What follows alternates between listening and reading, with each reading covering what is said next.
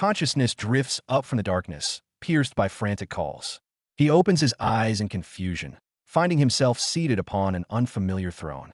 His vision clears to reveal not his office, but a grim gallows and a square packed with a dense crowd. Memories clash violently. One moment, a modern engineer rushing blueprints, the next demanded to order an execution. The absurdity is suffocating. A splitting headache accompanies the merging memories. He realizes with horror that he is no longer himself. His soul has been reborn in this alien world. He is now Roland Wimbledon, the fourth prince of the Grey Castle Kingdom, a hapless soul dragged into a brutal war for the throne. His father's fair competition is a farce. Against a warrior brother and a wealthy rival, he stands no chance. Even his sisters possess great talents, while he, the good-for-nothing, has been banished to this desolate border town, effectively exiled. Reality drags him back to the execution ground. Facing the official's urging, Roland's eyes sharpen as he makes a frantic decision. A deadly silence falls over the square. Everyone holds their breath, waiting for the execution order, waiting for blood to stain the guillotine. The angry mob roars like beasts, cursing the fragile girl on the gallows. In their eyes, she is a witch, the root of all evil. Release that witch. Roland's roar strikes like a thunderclap, instantly shattering the expectations of everyone present. The crowd is stunned into silence. Chief Knight Carter roars in disbelief, but nothing can shake Roland's will to halt the trial. Facing cliches about demons, Roland offers a cold sneer. Does the Chief Knight truly tremble before a bound little girl? Only behind the closed castle doors does Roland dare to drop the mask. He lets out a long breath, cold sweat soaking his shirt. Panic subsides as modern rationality takes over. Since there is no going back, he will survive as Roland Wimbledon. To uncover the truth, he ignores Carter's desperate protests and heads for the gloomy dungeon. He must see this demon with his own eyes. The knight's incessant warnings echo down the dim stone steps, but Roland turns a deaf ear, his gaze locked on the dark cell ahead. Behind the iron bars, the monster that terrifies the whole town now curls in the cold shadows, looking utterly desolate. Roland approaches the cell door, a curious curve playing on his lips. "Come, let me have a look at you." Carter screams in terror, trying to shield his prince from enchantment. Yet Roland shows no fear, calmly asking for the witch's name. Roland slams the bars, his shout echoing in the cell as he demands the truth about the mine. While Carter cowers, Anna lifts her head from the shadows, sorrowful yet resolute. "No, I will talk." Memories crash open. Amidst the collapsing ruins, greed preys on the vulnerable. Fists fly against kin as chaos and brutality breed within the despair. Boulders crash down, mercilessly swallowing a familiar figure. Anna reaches out in vain, her heart-wrenching scream drowned by the roar, her world shattering amidst the flames. Grief shatters her limits, and her pupils erupt with eerie light. A magic circle manifests from nothing, but amidst the scorching sparks, life is extinguished, the price of awakening. Facing accusations of being a witch, Anna curls up, trembling uncontrollably. The blood-red sunset offers no warmth as she desperately begs them to keep her deadly secret. Back in the cold cell, Anna quietly shakes her head at Roland's guess about the neighbor. Green light reflects in her deadened eyes. The truth is far crueler than simple betrayal. "The one who reported me is my father." The words land like lead. While Berev screams for execution, Roland's lips curve upward, a chilling glint of calculation in his eyes. With resignation turning to defiance, Anna stares down the prince. She points to the sapphire locket around her neck, the final shackle holding back her demonic power. Roland doesn't flinch. He issues a dare. With the sharp snap of the chain, suppressed magic bursts forth like a dam breaking, blinding light flooding the dungeon instantly. Even facing unknown terror, Roland presses on. "Show me." Anna steps from the shadows, sparks flying as the stone floor cracks beneath the surge of her power. Danger is imminent. Boom! Flames roar skyward as Anna embodies fire itself.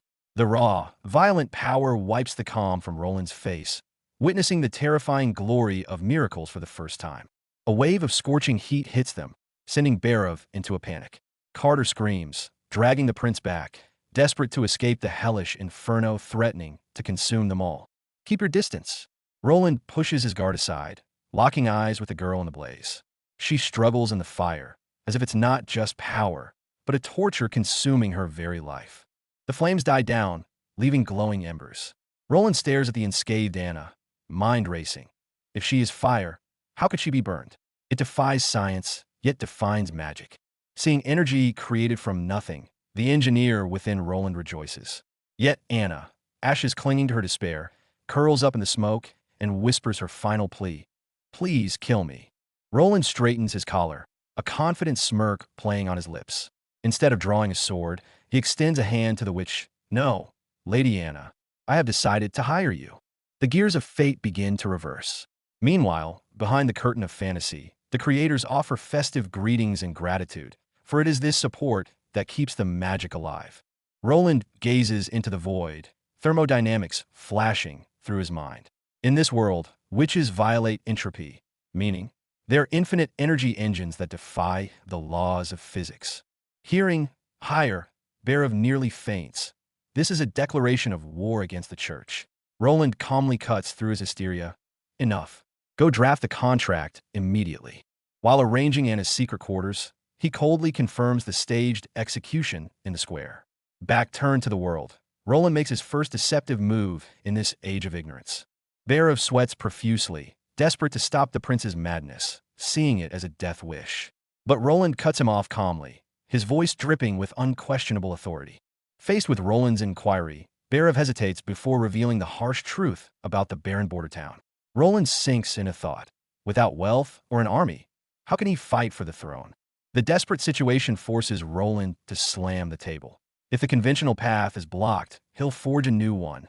Eyes gleaming with resolve, he commands Anna to be brought in. The revolution begins now. After the tense strategy session, the mood shifts. Roland shrinks awkwardly into a bubble-filled tub, enduring the maid's ministrations. This sudden royal treatment leaves him completely flustered. Meanwhile, Anna blushes at the strange outfit delivered to her. Though confused, she obeys and steps into the garden, walking nervously toward the enigmatic prince. The gears of fate begin to turn. A new chapter is about to unfold. In a secluded clearing, Roland looks with satisfaction at the newly built hut. The silence is broken by a guard announcement. She has arrived. Anna appears in the modified maid outfit, looking slightly shy but surprisingly fitting. Roland gloats internally. Practical yet stylish. This is the perfect battle gear for a witch. Hiding his inner delight, he gazes gently at Anna and asks softly, "How does it feel? Does the outfit fit?" Anna's eyes instantly redden, unable to comprehend this kindness. Nightmares of public humiliation flood back as she trembles. "Why? Doesn't my blood carry evil? Aren't you afraid?" "I'm not afraid." Roland's voice is firm. Looking straight into her eyes, he declares that magic is not sin. It is her own power, demonized only by human prejudice. Gloved hands clasp tightly, sealing the pact. Roland promises to help her master this power. Moved and determined, Anna begins to channel the magic within her. Heat waves roll through the training grounds as raging flames dance beneath her feet. Anna struggles. The fire element she thought she could control is proving as wild as an untamed beast. Sure enough, a cry rings out. Anna's old clothes are singed again. Roland facepalms, thankful he let her switch back to old clothes for training, saving the expensive maid outfit from ruin. Suddenly, Barav and a knight rush in, bringing news that strikes like a thunderbolt. The patrol has found traces of demonic beasts. The months of the demons have arrived early. Crisis descends. The moment of peace comes to an abrupt end. Months of the demons. Roland is shocked by the term. Pale-faced, Barav explains, whenever the first snow falls, the gates of hell open deep within the Dragon's Pine Mountains. Legend speaks of flowing lava and rampaging demons. To escape this catastrophe, the entire town prepares to flee. Yet Roland calmly counters, "Have you actually seen the gate with your own eyes?" Barav stammers, citing rumors. Roland gazes at the desolate border town, a chill running down his spine.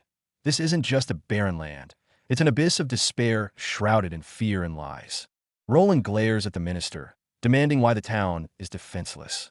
Realizing they are mere bait, his eyes grow cold, and he immediately summons hunters who know the enemy. Despite the serene garden, the conversation turns heavy. Anna lowers her drink, eyes clouded with gloom, revealing the months of demons to Roland.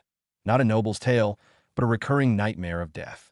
Memories are filled with bitterness, or mined with blood, and sweat buys only meager rations. When the cold winds rise, everyone is forced to flee, begging the fortress for shelter just to survive. Even within the high walls, safety is a lie. Famine turns the shelter into a hell where the strong prey on the weak. Countless die in the cold, leaving survivors to weep in the darkness. Anna lowers her gaze, thinking of her father. To protect her in this cruel world, the once proud man sacrificed his fortune, humbling himself just to survive. This tragedy will never happen again. Roland slams his hand on the table, the vibration conveying his unshakable resolve to Anna. He will end this humiliating history once and for all. Action must be taken. Roland strides into the office, where, guided by the timid minister, he meets the patrol captains responsible for the beacon, the veteran Greyhound, and his assistant. Under Roland's questioning, the veteran trembles, admitting they only light the fire and flee, terror ingrained in his bones. Roland slams the desk again, disgusted by such cowardice. Yet not everyone is paralyzed by fear. A flashback reveals a warrior on the battlefield, swinging his axe to face the monsters head-on. The scene focuses on the foreign hunter, Iron Axe, standing tall with flames seemingly burning behind him. He proudly declares he has slain 2 demonic beasts, his wild aura filling the room. Even as he kneels to pledge loyalty, Iron Axe radiates a lethal aura forged in life-and-death battles, causing the guards to hold their breath. Bearov hastily explains the giant's Majin heritage. Roland listens calmly as Iron Axe reveals that the frenzied beasts are actually mutated from ordinary forest animals. Wolf species are cunning. Boar species have tough hides. As Iron Axe details the enemy, Roland rests his chin on his hand, eyes sharp. If they are flesh and blood, they can be killed. Suddenly, Iron Axe rips open his shirt, revealing shocking scars. Roaring through memories of thunderstorms, he warns the prince of the true terror, the hellish mixed species. In Iron Axe's tale, the winged monster hunted him relentlessly. Roland's heart sinks, realizing walls are useless against flying death. I have decided to stay. Roland's calm words strike like thunder, leaving his minister and knight dumbfounded. They scream in panic, convinced that fighting the beast horde with this ragtag group is suicide. Facing doubt, Roland proposes a mad plan, a wall connecting mountain and river.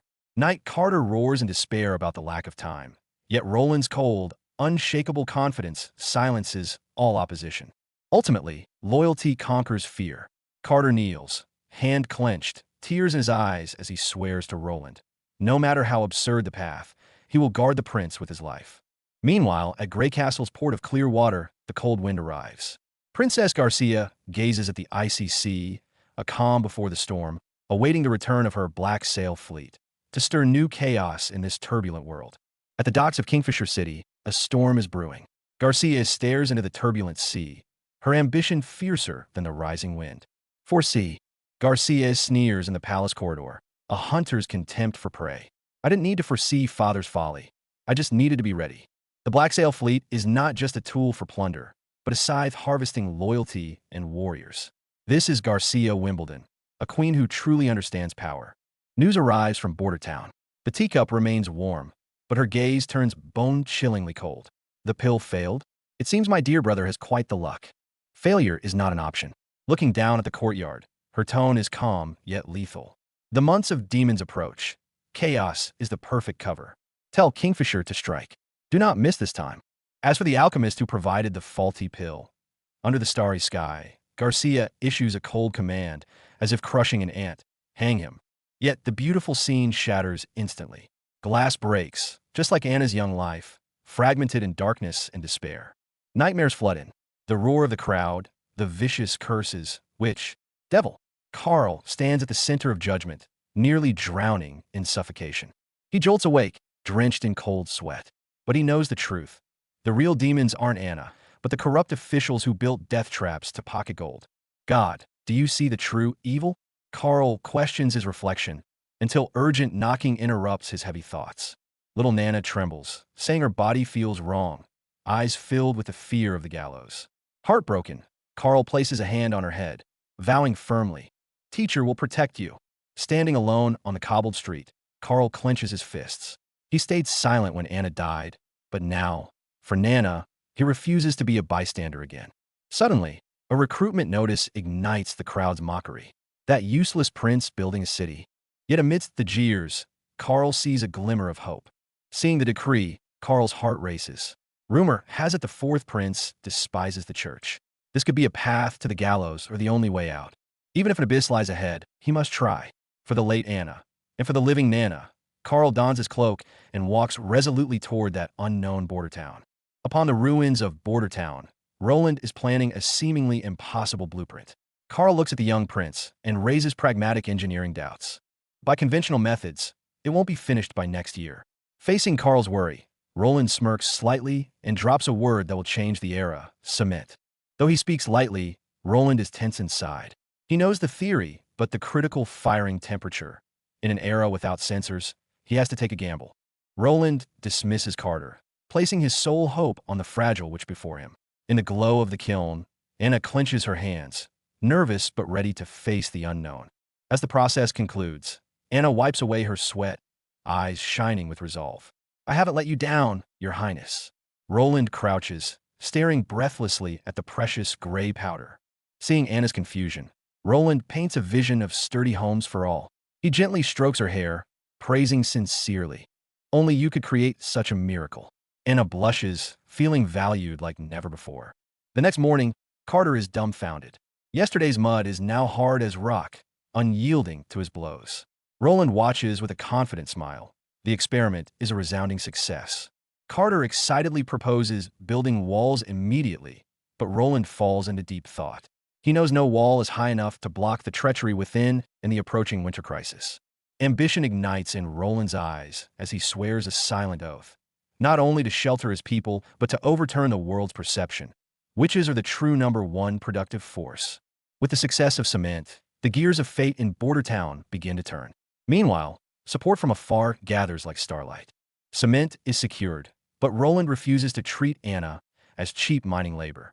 Outside the humble shed, he discusses long-term plans with Carter, determined to protect his precious asset. Looking at the busy yet inefficient construction site, Roland frowns. Anna alone cannot carry the future of industrialization, and the digging progress is agonizingly slow. Seeing the crooked trenches, Roland clutches his head in agony. He's a mechanical engineer, not civil.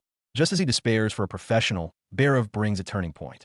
A fallen mason from the Great Castle Association. Roland attendit son talent. His anxiety vanishes into decisiveness. "Bring him to me immediately." In the office, Roland suppresses his eagerness, sitting composed behind his desk. The door opens, and a seemingly ordinary middle-aged man enters. A fateful coincidence is about to unfold. The mason raises his head, and as his gaze sweeps across the room, he freezes. Eyes wide in disbelief, he screams, and, "Anna, is it you?" Chaos erupts. The man rushes recklessly toward Anna. Carter reacts instantly, smashing through the door to intercept him. Roland's eyes sharpen. Is this coincidence or an assassin? No attack, only weeping. The man kneels, incoherent with remorse. Roland watches coldly, calculating. This self-proclaimed mason hides a massive secret. After interrogation, the truth comes out. This man, Carl Van Bate, was once Anna's teacher. He removes his glasses, apologizing fearfully for his outburst. Learning Roland shelters witches, hope ignites in Carl's eyes. If the prince fears no rumors, perhaps another child facing despair, Nana, can also be saved. Take Nana into your harem too, like Anna. Carl pleads desperately. Roland twitches but promises calmly. Bring her here, and he will ensure her safety. I'm not saving them to fill a harem. Roland screams internally, then declares solemnly, to him, a witch's power is neither good nor evil. It is simply a tool to be used. Misunderstanding cleared, Roland appoints Carl to lead the wall project. Meanwhile, in the castle garden, another fateful meeting is about to begin. The new witch, Nana, has arrived. Shivering on the path, tears brimming in her eyes, the girl is consumed by terror. Roland gazes at her gently, his soothing words dispelling the shadow of death. Relieved to be safe, Nana proudly reclaims her name, only to realize her teacher is missing.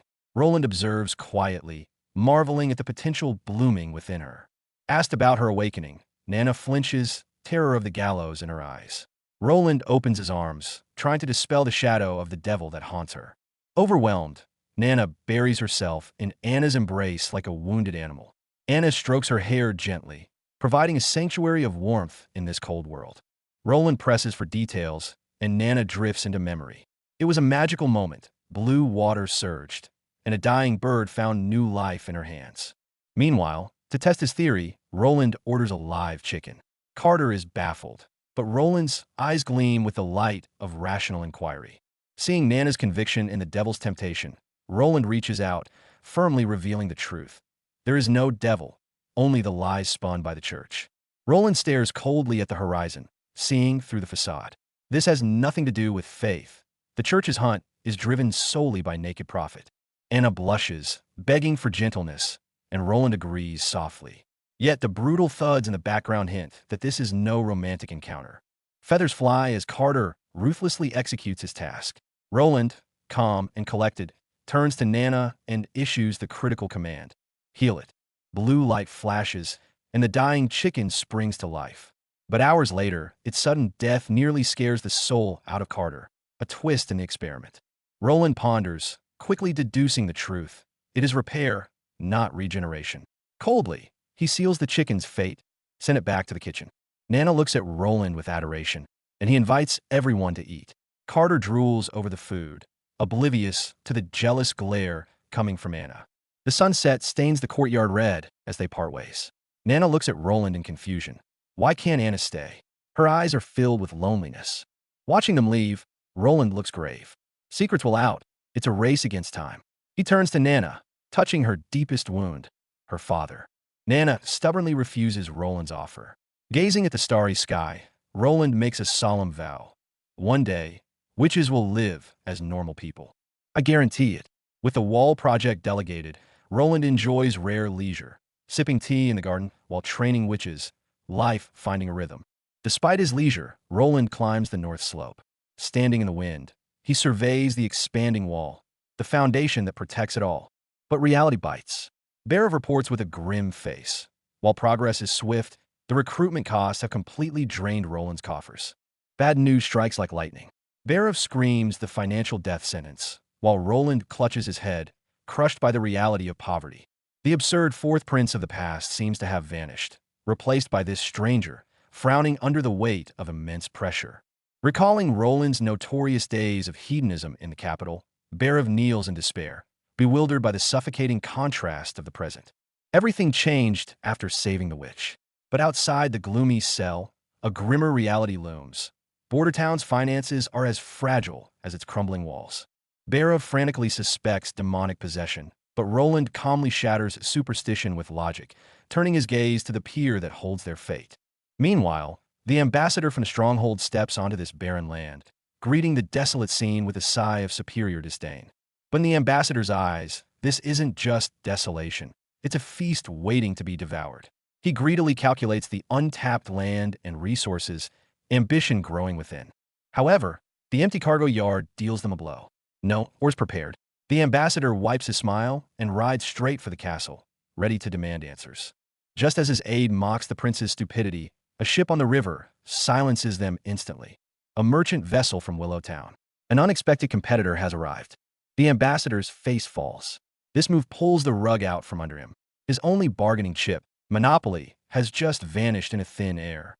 With unease and suspicion, the ambassador enters the castle. At the flickering candlelight dinner, he tries to read the rumored incompetent prince, beginning a silent game of chess. However, two wooden sticks on the table shatter his composure. Watching Roland's skilled movements, the ambassador trembles, chopsticks in hand, plunged into an embarrassing culture shock. Even more shocking, Roland elevates these sticks to a matter of public health. The ambassador is dumbfounded, finding this prince both unfathomable and absurd. Sunset bathes the castle in gold, marking a fleeting peace. Roland smiles over dessert, appearing relaxed, but he has already sharpened his blade for the negotiation ahead. At the negotiation table, Roland lies without flinching, using a mind collapse as the perfect excuse to wash his hands of the missing or delivery. The atmosphere freezes instantly. Roland drops his smile and invokes the terrifying months of the demons. For his people's survival, he must abolish the old system, even if it means dancing with wolves. Facing the ambassador's trap-laden credit offer, Roland coldly plays his trump card, Willow Town's gold royals. The allure of gold is the most powerful weapon against monopoly. Roland follows up with words like daggers, striking the weak point. Does a mere family ambassador really have the authority to decide for the entire stronghold? The words hit a nerve. The ambassador recalls the duke's arrogant face. To that powerful man, Roland is nothing but a pig for the slaughter, unworthy of negotiation. But profit drives risk. Gritting his teeth, the ambassador makes his choice. He extends a hand, deciding to strike a new deal with this dangerous prince behind the duke's back. Candlelight flickers as tension stiffens the air. The ambassador tries to lure the prince into retreating, only to meet Roland's gaze, deep, mocking, and fully aware of the trap. Persuasion turns to panic as the ambassador breaks into a cold sweat, realizing he just threatened a prince. Roland's smile vanishes, replaced by an icy decree.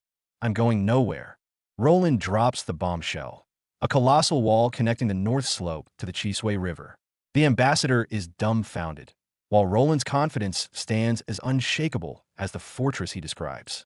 Meanwhile, mockery echoes through the banquet hall. Stupid, coward. The scene shifts to Roland's smirk, a silent, scornful retort to their ignorance. Amidst the doubts, only the sharp-witted sense the shift. Wiping sweat from his brow, the ambassador's terror turns into a desperate resolve to see the truth himself. Perhaps the mad prince actually did it. Night falls over the illuminated castle. Roland stands by the door, joking about his princely privileges versus his moral compass, a moment of shy humanity amidst the grandeur. Suddenly, a chill strikes. Roland spins around to find a mysterious figure in white cloaked in blue shadows, sitting casually on the floor and mocking his tactics. The hood falls, revealing dangerous purple eyes.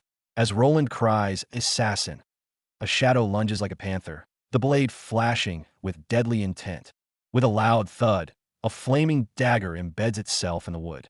The mysterious woman raises a hand to halt him, cool and detached, while a furious Roland points his sword at this rude guest. In the standoff, the woman unveils herself as Nightingale. She thanks Roland with a mysterious smile, blurring the line between friend and foe. A memory flashes in Roland's mind.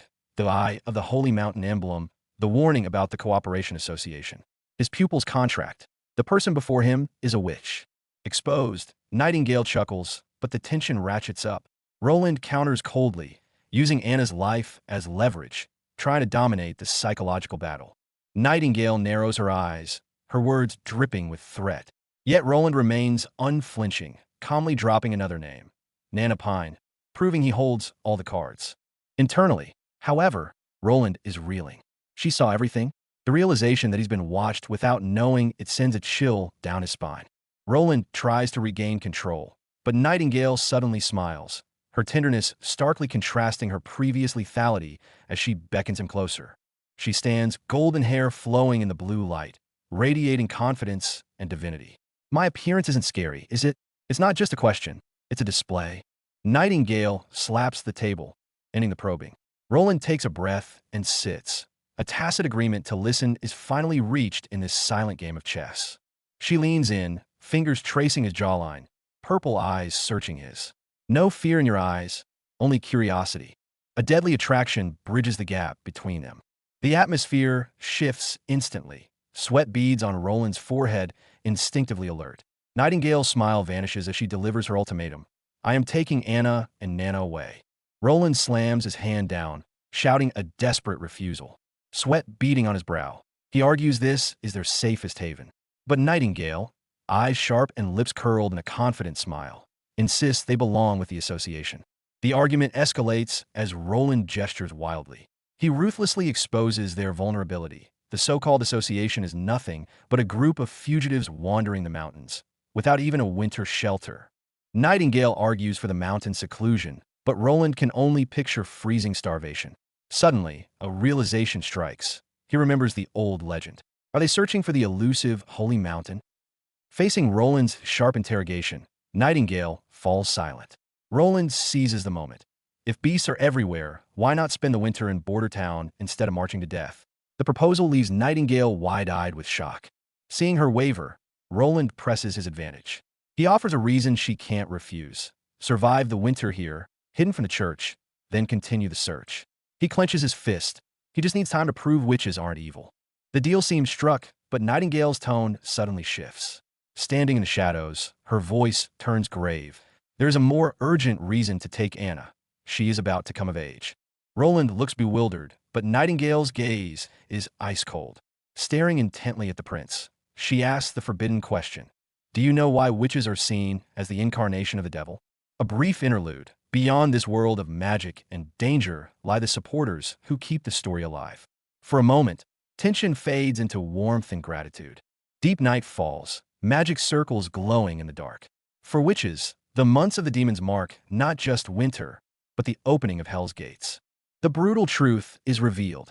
Awakening is torture, not a gift. A girl screams in the corner, veins bulging as if a monster is tearing through her flesh, agony devouring every inch of her being. Few survive. For the rest, the end is gruesome. Amidst blood-curdling screams, bodies explode from the inside out, leaving only black stains. This is the tragic fate the world calls demonic. Tears well up in Nightingale's eyes. This gruesome death fueled the church's lies. Yet, her voice steadies with hope. If one survives, their magic stabilizes and grows exponentially. Legends claim the holy mountain ends this pain, but Roland remains skeptical. He admits the association offers better odds, but Nightingale insists that a free heart is the true weapon against the biting cold of death. Though reluctant to risk them, Roland respects their agency. He agrees to summon Anna, leaving Nana for tomorrow. This understanding brings a rare, soft smile to Nightingale's face. But when Anna hears the plan, her blue eyes fill with defiance. "I'm not going." Her flat refusal leaves both Roland and Nightingale frozen in shock. Nightingale frantically warns that the magic is surging. Staying means death. But Anna lowers her head, recalling Roland's disregard for a normal life. The first time she was seen as a person, not a monster. "I only want to stay by your highness' side." Anna grips her dress, tears transforming into steel resolve. She will conquer the bite on her own. Moved by such devotion, Nightingale finally relents. Anna stays, but what about Nightingale? The assassin calmly announces she'll stay too, to guide the novice. Before Roland can celebrate, he realizes he's in for a winter of constant surveillance, and panic sets in. Jokes aside, her reason is suffocatingly heavy. She has watched too many comrades die. If Anna fails to endure, Nightingale will be there to grant the final mercy. Hand resting on her blade, Nightingale's voice is calm and cold. "I have experience with the aftermath, too." Under the glowing magic, her vow of protection carries a blood-stained, tragic beauty. Roland's eyes widen in shock as the realization hits him. Silent, undetectable, a born assassin. Beside him, the girl lowers her gaze, the weight of her dark power hanging heavy in the air. The tension melts away as a warm hand gently rests on her forehead. Before the morning light, her whispered "fool" carries a shy sweetness, softening the world around them. The scene shifts to the sunlit square, where Roland stands tall upon the podium. His gaze sweeps across the dense crowd, his voice ringing out with solemn authority as he addresses his people. Bathed in the blood-red sunset, Roland delivers the grim news of the mine collapse. A wave of anxiety ripples through the crowd, whispers of fear spreading like wildfire. Roland takes a deep breath, recalling his desperate negotiation. He had offered future or for food, a gamble made not for profit, but for the very survival of his town. But hope is shattered by cruel reality. As the rejection is announced, despair turns to rage. The traumatic memories of the famine 2 years ago slice through the crowd like a knife. Seeing his people begging on their knees ignites a fire in Roland. He furiously exposes the stronghold's exploitation and swears a solemn oath. He will not abandon a single soul. Truth sparks outrage, but Roland has already secured a lifeline. As ships laden with food bring hope, cheers erupt, only to be cut short by a gloved hand raised in sharp warning. Breaking ties means standing alone. Although Roland points to the sturdy wall under construction, fear of the months of the demons still lingers heavily in the trembling eyes of the crowd. Roland raises his voice, his passion igniting the air. He dismisses the terrifying beasts as pitiful targets, challenging his people. Will you starve like cowards or fight to the death for your families? Gold speaks louder than fear. The promise of reward and compensation moves the veterans to tears. Hesitation turns to fanaticism as the crowd raises their fists, swearing absolute loyalty. Roland closes his eyes, accepting the weight of the town's fate. Meanwhile, in the distant, brightly lit Longsong stronghold, a scornful, arrogant laugh pierces the night sky. Inside the opulent meeting room, nobles were expressions of utter disdain. They mock Roland's wall as child's play of mud and stone, certain the naive prince is marching toward his doom. Under the duke's scrutiny, the red-haired Petrov feels a suffocating pressure. His fingers tremble slightly as he tries to frame his answer around trade monopolies. mind racing to weigh the risks. Petrov keenly senses the ambition behind Roland's moves. Not just but explosive productivity and profit. But the Duke's gaze cuts like a knife, coldly interrupting the analysis to demand the bottom line. After weighing the options, a gleam of calculation enters Petrov's eyes. He boldly proposes that the stronghold aid border town, a strategic investment to peacefully absorb the flourishing territory later. That is a merchant's thinking. The Duke sits cold and immovable on his throne, dismissing the logic. To him, prosperity matters little. What matters is that his authority as a lord remains absolute and untouched. He rises and walks into the light, casting a long, imposing shadow of sheer arrogance. Even a prince must bow to his rules. This is his final ultimatum. Back in Border Town, Knight Carter stares in dumbfounded shock at the steel beast before him. Roland, hand resting on the cold machine, smiles with confident pride. That's right, this is power. Roland strokes the cold metal with pride, declaring the dawn of an industrial revolution. Anna smiles shyly, while Carter stares at the strange iron pile, his eyes filled with fear of the unknown. The machine roars to life. Just as Carter mocks it as a water boiler, Anna ignites the furnace. Flames erupt, and the sheer power leaves Carter stunned, startling even Anna. Inside the furnace, heat spikes, driving the piston into a frenzy. With a rhythmic clack-clack, a primal power dormant within the steel begins to awaken. The massive flywheel spins wildly, mesmerizing Nana with this force of nature. Carter, however, feels a chill down his spine, realizing this beast possesses brute strength surpassing 10 knights. Cold sweat drips as Carter calculates. Knights take 15 years to train. This monster takes 3 days to build. Tireless and fearless, it would unleash a one-sided slaughter on the battlefield. Standing before the hissing steel beast, the loyal knight falls into deep self-doubt. In this new era of roaring machines, is there still a need for traditional knightly honor? While Carter sighs, his faith shaken, Roland smiles confidently. To him, this isn't just a war machine, but the key to a new agricultural era. Night falls over the castle, veiling the coming revolution. Late at night, a noise outside the door instantly puts Roland on alert. Tensely peeking through the crack, he's shocked to find an elusive figure standing silently right there. It's Nightingale. Facing Roland's furious roar about privacy, she merely smirks, teasingly noting that this incompetent fourth prince is actually sharper than a courtmaster. She taps the blueprint on the desk, eyes gleaming with insight. An iron stove? Before Roland can explode, she drops the word. Or do you call it a steam engine? Caught. Roland admits it openly. Facing the curious children, his eyes burn with fanaticism as he paints a future where this machine moves mountains and drains seas with infinite power. Then I'll take this. Nightingale snatches the scroll, asserting the Cooperation Association has fire witches too. Roland panics instantly. This is daylight robbery. But Nightingale offers a trade, pulling an intercepted secret letter from her chest.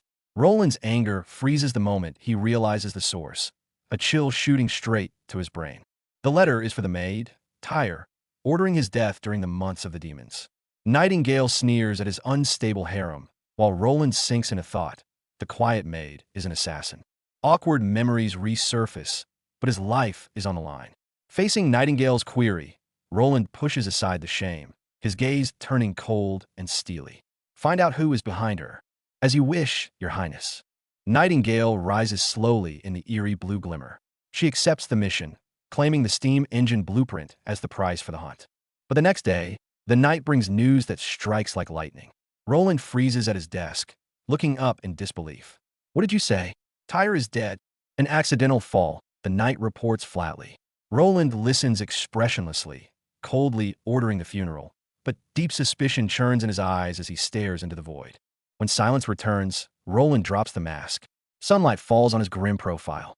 It's all too coincidental, as if someone is deliberately severing the threads. Then, Nightingale appears, but with bad news. She shakes her head wearily. Nothing. She killed herself the moment she saw me. The trail has gone completely cold. The atmosphere freezes as Roland questions the failure. Nightingale, face cold and grim, explains that the maid bit into a hidden poison capsule the moment she was captured, choosing death without hesitation. Though the assassin is dead, Nightingale produces a letter found in her room. She hands it to Roland, pointing out the suspicious frequency of references to sea scenery within the mundane chatter. The sea. Roland's pupils dilate as the realization hits him.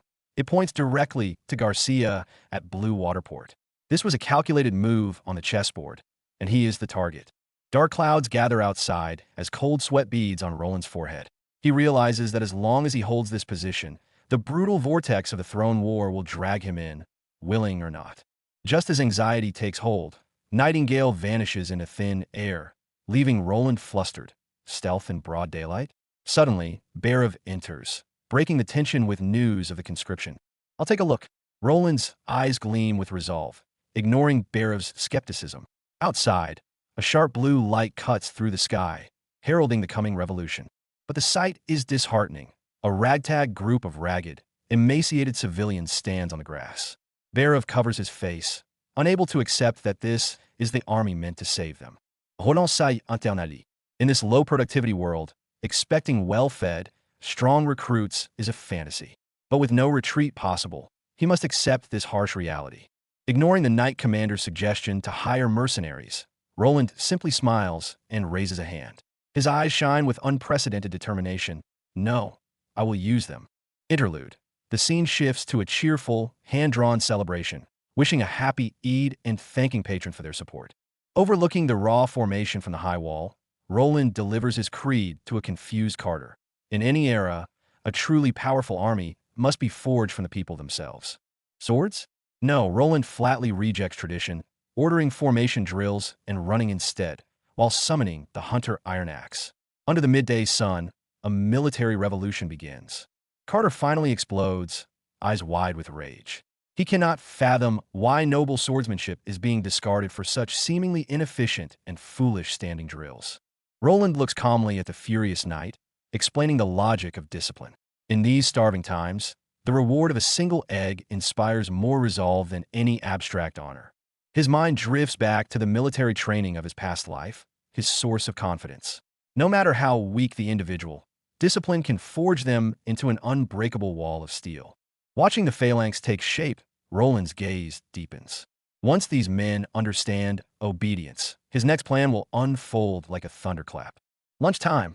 At the command, the scent of food snaps the tension. Eyes ignite with hunger and desire, fixated on the legendary reward of an egg. For lines, disorderly ones eat last. Carter's ferocious roar suppresses the chaos.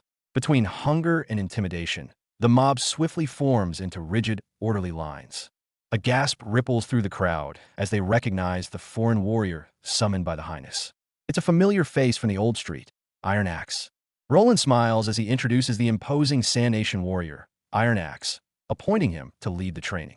While the soldiers whisper their doubts about an outsider, Iron Axe stands firm, and Roland's gaze allows no objection. Talent outweighs origin. Standing beneath the ancient walls, Roland clarifies his rule to the skeptical soldier. Origins do not matter here. But the mood shifts instantly as he unveils a grueling physical training regimen, leaving the soldier sweating in shock at the bad news. Reading and writing too? The soldier protests in horror, deeming it useless for combat. Roland drops his playful demeanor, his gaze deepening with confidence as he counters. History proves that a cultured army is the only truly invincible force. With the new policies enacted, the curtain rises on Border Town's transformation. Chapter credits appear. The story pauses briefly. The scene shifts to the castle administration hall days later, sunlight bathing the courtyard. Standing before his office door, Roland hears movement inside, frowning in confusion and letting out a puzzled sigh. Pushing the door open, he finds Nightingale shamelessly devouring his breakfast, teasing him for waking up late. Seeing her boots on his chair and that playful smirk, Roland feels his princely authority crumbling to dust. Faced with Nightingale's stealth skills and her sharp remark that he doesn't care about etiquette anyway, Roland can only surrender with a helpless smile. This boundary-crossing intimacy actually brings him a rare sense of ease and trust. Nightingale curtsies playfully before questioning the massive purchase order for Niter. Sitting at his cluttered desk, Roland calmly brushes it off with the excuse of making ice for summer, trying to conceal his true intent. To make the lie convincing, he even conjures up a mental image of delicious iced cheese. His expression of pure delight makes it hard to tell if he's lying or just genuinely gluttonous. Nightingale is sharp, but as he watches her leave, the smile in Roland's eyes fades into calculation. He knows that in this unpredictable world, the core secrets of firearms. Weapons requiring no magic must remain hidden from everyone but Anna. The conversation turns serious as Roland tentatively asks if the Witch Cooperation Association trains assassins. Nightingale's eyes dim instantly. She turns away, denying it with a bitter smile. They're just a group of pitiful souls huddled together for survival. What about before you join them? At Roland's pressing, Nightingale's voice drops low. She admits she was once a tool for a noble, surviving only because she was useful. Otherwise, she would have long been a casualty of power struggles. Sensing Roland's concern, Nightingale turns, the gloom in her eyes replaced by a determined smile. Rest assured, Your Highness, I am free now. This promise finally relaxes the tension hanging in the air. 5 days later, on the castle terrace, Roland gently strokes the newly assembled flintlock rifle. Despite the arduous process, the cold touch of metal and the precision of the mechanism fill him with the ultimate romance of engineering. But reality soon pours cold water on his excitement. The efficiency of hand-forging barrels is abysmally low. Knight Commander Carter looks at the fire stick with written skepticism. Does His Highness really expect this thing to stop terrifying demonic beasts? Ignoring the doubts, Roland decides to bypass the regular army and recruit marksmen from the hunters. Amidst Carter's shock, Roland sighs internally. Compared to the idle patrol squad, only the hunter's instincts can be trusted on this perilous border. The scene cuts to late night in the castle's dark, damp sewers, where dead silence is torn by a scream. A shadow lurking in the dark strikes suddenly, a cold blade instantly piercing the patrol soldier's chest. This is for Grey Dog, the hooded mystery man roars, eyes burning with the fire of vengeance. He holds the passage firmly, his sword pointed with absolute resolve to stop these traitors from taking a single step into the castle. Blades clash and sparks fly in the narrow space. Though brave, the hooded man struggles against the numbers, a gash opening on his arm. The searing pain only fuels his rage. A mere patrol squad dares to injure me? Blood drips, but he does not retreat a step. Roaring at the enemies before him, he exposes the patrol squad's vile betrayal in colluding with Longsong Stronghold. I will definitely not allow you to bring disaster to this town. In the gloomy passage, a blade pierces flesh, a scream tearing through the air. The enemy withdraws the bloodied steel, coldly mocking his resilience as mere insect-like stubbornness. Meanwhile, chaos erupts in the dungeon. A blade flashes, severing the torch and plunging all into darkness. Amidst the confusion, a frantic roar echoes. Chase him. Don't let him escape. Back at the granary, the patrol captain stares at the gate, cold sweat soaking his back. He knows this is the town's lifeline for winter. Losing it would be catastrophic. Suddenly, a shadow strikes from above. The enemy seizes the guard by the throat, a grim face leaning in to declare the fatal price of defying Duke Ryan. His Highness will not forgive you. The weak protest is met with a brutal blow. Mocked and beaten, the guard collapses into a pool of blood, watching in despair as his vision fades. In this suffocating moment of despair, a playful voice cuts through the dark. Having fun in someone else's territory? Nightingale, the silver-haired witch, emerges, her purple eyes gleaming with cold intent. Facing the stunned intruders, Nightingale stands atop the barrels, looking down with a sneer. You rats crawling from the sewers dare ask who I am. Before the words fade, her boot crushes the floorboards, unleashing terrifying power and killing intent in an instant. Kill her. The thugs lunge, only to be met by a flash of purple light. Before they can react, bodies twist and fall amid screams and spraying blood. The dust settles, the final terrified question cut short. Darkness reclaims the silence, leaving only devastation and her chilling silhouette behind. The next morning, Knight Carter stares at the carnage in the granary, deeply confused and awed. The wounded Brian couldn't have done this. Who turned the tide last night? Inspecting the untouched barrels, Nightingale coldly analyzes for Roland. The mysterious intervener eliminated the threat effortlessly, without even scratching the furniture. A terrifying power. Carter can hardly hide his shock while reporting. As a swordsman, he cannot fathom the skill required for such kills. Even more chilling, the dead were mostly traitorous patrolmen. Roland leans back, exhaustion warring with anger in his eyes. The throne war has barely begun, yet his siblings are already striking at his territory, denying him even a peaceful winter. Watching the confident Nightingale, Roland suddenly smiles and makes an offer. Why not stay as my personal guard? Double salary, paid vacation included. I cannot abandon the association.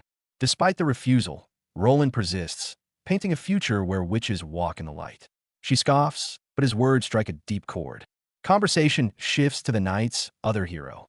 Roland feels a pang of guilt, forcing young Nana, who only heals chickens, to face such bloody wounds in the dead of night was harsh. Too sloppy to be your sibling's work. Nightingale sips her tea, recalling the interrogation with a look of disdain for such amateurish pawns. The true culprit lies elsewhere. Sunlight bathes the castle as Roland and Nightingale traverse the corridor. He gently pushes open the sickroom door to visit the loyal soldier who survived the chaos.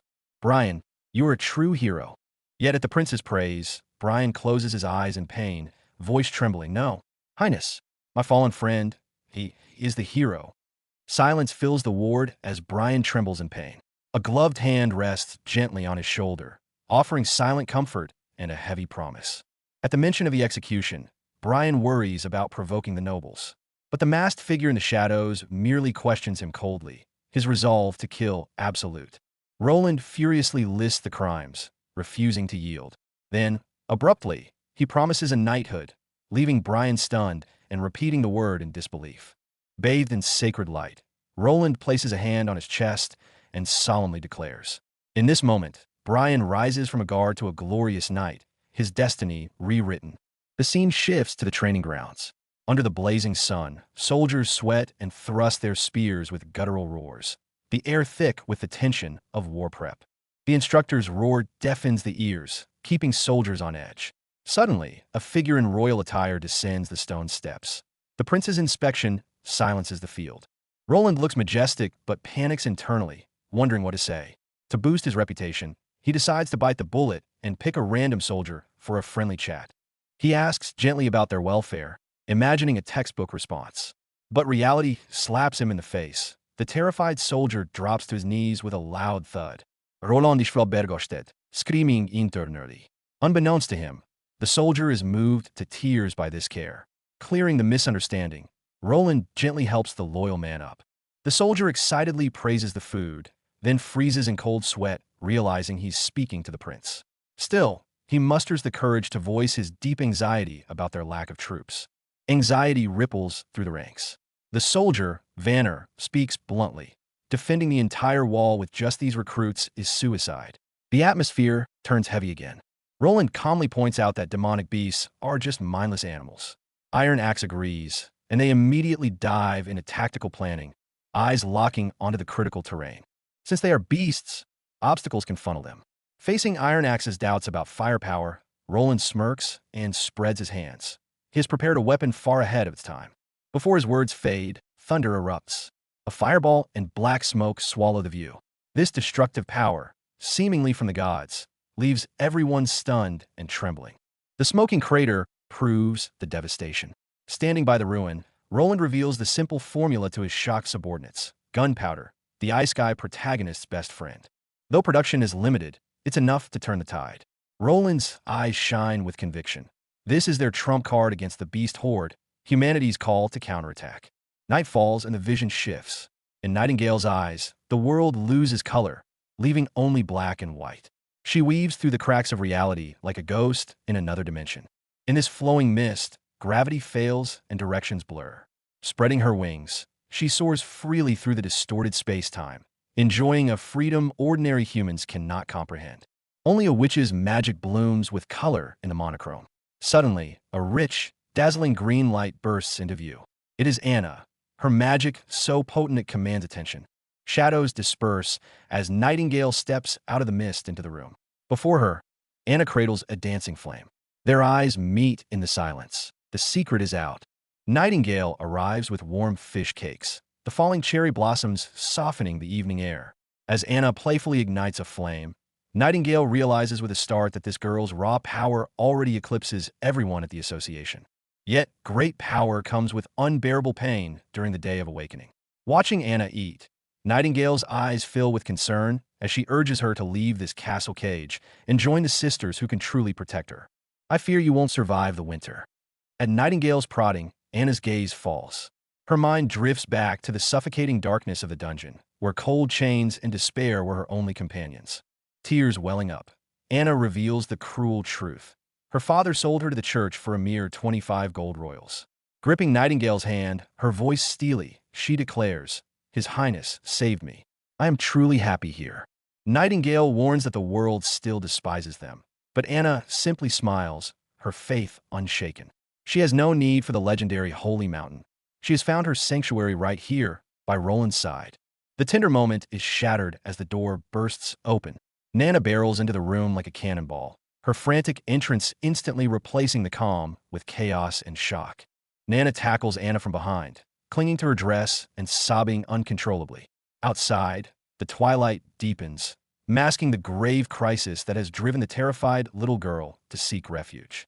Roland is enjoying a peaceful dream of maid outfits when Nana's scream jolts him awake. "My father is here." The realization that her secret is exposed hits him like a physical blow, banishing all sleep instantly. Panic quickly gives way to calculation. As Roland descends the stairs, a cunning smirk plays on his lips. This crisis might just be the perfect opportunity to bring Nana and her entire family under his wing. Expecting a begging father, Roland steps through the door only to be met by a wall of fury. Mr. Pine roars, "Give me my daughter," leaving the prince momentarily stunned by the sheer aggression. A brief visual interlude of celebration and gratitude to the patrons, pausing the rising tension for a festive moment. The dining table becomes a battlefield. Mr. Pine slams his hands down, commanding Nana to return, while Roland sits opposite, his gaze cold and calculating, marking the start of a high-stakes confrontation. Nana trembles, fearing she'll be sold, while Pine desperately tries to drag his silly child home. Roland cuts through the charade with surgical precision. "Mr. Pine, let's be honest. You already know she is a witch." Nana sobs an apology, but Pine stomps the ground in denial, roaring that it's all nonsense fed to her by her teacher. His rage boils over, a desperate attempt to reject the dangerous reality staring him in the face. Words fail, so magic speaks. Anna conjures a blazing fireball in her hand. Nana screams in terror, and Mr. Pine's rage instantly morphs into sheer horror at the undeniable sight of the witch's fire. The orange glow of the fire illuminates their stunned faces. Staring at the undeniable magic, Mr. Pine's voice trembles as he turns to the prince, his denial crumbling into dust. "Do I look like a predator of children?" Roland scoffs, then pivots to business. Nana must stay to heal the wounded during the demonic months. When Pine refuses out of fear, Roland counters sharply. Danger is merely opportunity in disguise. Pine invokes his father's glorious legacy, but Roland dismantles his pride with a single glance at the old man's calloused hands and worn clothes. He ruthlessly exposes the truth. The Pine family's glory days are long gone. "You train daily because you refuse to let your house fall, don't you?" Roland's words strike home. Seeing the old knight waver, he plays his ace. "Help defend the town, and a viscount's territory shall be your reward." Pine hesitates, weighing greed against fear. Roland delivers the final blow. Longsong's stronghold is crawling with church spies who would execute Nana instantly. Here, at least, there's a backup plan. The logic is inescapable. Bearov bows his head, surrendering the burden of leadership. Roland leans forward, eyes glowing with resolve, sealing their pact to fight side by side. When asked to flee, the young girl refuses. Eyes shining with determination, Nana vows to stay, her bond with the prince stronger than fear. The chapter concludes with notes from the team, bridging the fantasy world with reality through gratitude to the supporters who make it possible. Bearov screams in panic as the treasury empties. Unflinching, Roland crosses his arms and plays his trump card, draining his personal coffers to save the town. To calm the anxious old man, Roland makes a calculated promise. If the defense fails, he will be the first to flee, a lie spoken with calm assurance. Alone, the facade cracks. Roland collapses in exhaustion, knowing retreat is impossible. But from the shadows, Nightingale sees through his bravado. She pierces his defenses, reminding him that mere survival is a victory. With a rare softness, she urges him to find comfort with Anna. Nightingale fears the biting cold will take Anna, but Roland's faith is unshakable. He trusts the witch's will, just as he trusts Nightingale herself. The realization strikes her. His trust was genuine. Suddenly, a disturbance outside breaks the moment, drawing her to the window. A heavy silence falls as she gazes out. White flakes drift down against the gray sky. The dreaded snow has arrived. Roland's gaze turns sharp as ice. The time for talk is over. Now he must test the blade of his new army in the freezing snow. Iron Axe stands triumphant amidst the targets. Even Roland has to hide his amazement. The Sand Nation warrior was born for this weapon. The warrior falls to his knees, worshipping the iron pipe of gods. Roland awkwardly deflects the praise and turns the spotlight to his anxious knight. Unlike the warrior, Carter's face is clouded with worry. He grips the weapon tightly, fearing not the gun itself, but the impossible logistics of war. Roland admits the difficulties, staring into the bleak sky. The flakes thicken around him as he grimly announces the start of their nightmare. A cheerful interlude, wishing readers a happy holiday, breaks the tension, offering a brief moment of warmth before the cold truly sets in. Night falls on the snow-covered battlements. Soldiers bow in reverence as their prince inspects the line of defense, the air thick with anticipation. Roland tries to ease the tension with logic, but a frantic shout from his sentry shatters the calm. Something is out there. A dark silhouette crawls across the white expanse. Demonic beast. Panic erupts among the men as they beg for orders to sound the alarm. Amidst the rising panic, Roland remains an anchor of calm. He smiles, trusting his soldiers, training over their fear, forcing them to find their own courage. On the blizzard-swept battlements, Iron Axe issues stern commands to hold the line.